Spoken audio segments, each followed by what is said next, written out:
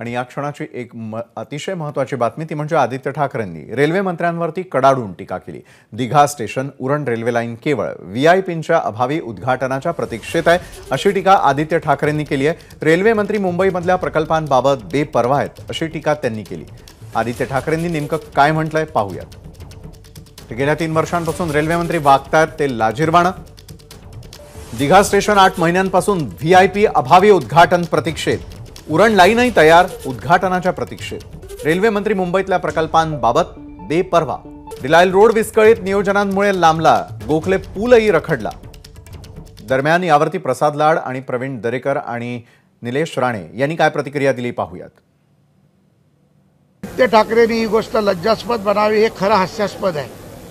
ज्या पद्धतीमध्ये त्याचे पितराशी उद्धव ठाकरे हे 2.5 वर्ष मुख्यमंत्री असताना 2 वर्ष घराबाहेर पडले नाहीत, मातोश्री बाहेर पडले नाहीत, जनतेला भेटले नाहीत, कोविड काळात सर्वसामान्य माणसांपर्यंत पोहोचले नाहीत, त्या आदित्य ठाकरेंनी अशा प्रकारची भाषा करावी।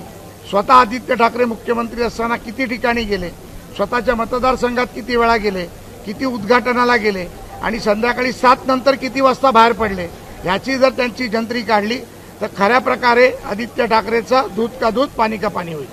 2.5 वर्ष त्यांनी लाज खुंटीला दावणीला बांधून ठेवली होती असं वाटतंय। घाई गर्दीत प्रसिद्धीसाठी श्रेयासाठी उद्घाटन करण्याची भूमिका या सरकारची नाही।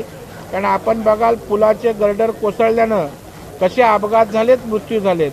त्यामुळे घाई गर्दीत जर ओपनिंग केले आणि अपूर्ण काम असेल तर उद्या जीवितहानी किंवा जे काही अपघात होतील किंवा जे काही धोका निर्माण होतील त्याची आदित्य ठाकरे जबाबदारी घेणार आहेत का? आणि त्यांना काही कामधंदा उरलेला नाही, त्याच्यामुळे रात्रीचं किंवा सकाळी गपचूप जाऊन अनधिकृत उद्घाटन करायला त्यांना स्कोप आहे, तेवढा स्कोप आम्ही ठेवलाय। रेल्वेमध्ये काय टीसीच्या नोकरीची भरती निघाली आहे का ते घंटा वाजवण्यासाठी, म्हणून त्याचे ते ट्विट असतील। आता रेल्वे मंत्र्यांनी काय करावं अशा या भायखळ्यातल्या पेंग्विनला ऐकायला लागलं तर मग देशाची फार चिंता करायला लागेल। एबीपी माझा, उघडा डोळे बघा नीट।